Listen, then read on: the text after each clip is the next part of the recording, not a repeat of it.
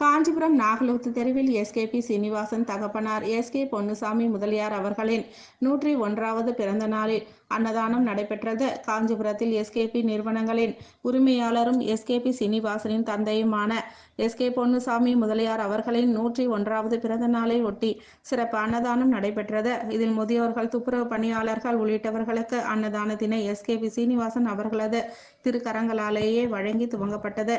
வரும் நாட்களிலும் அனுதினமும் ஏழை எளிய மக்கள் மற்றும் முதியோர்கள் பயன்பெறும் வகையில் அன்னதானம் வழங்கப்படும் என எஸ்கேபி சீனிவாசன் தெரிவித்தார்.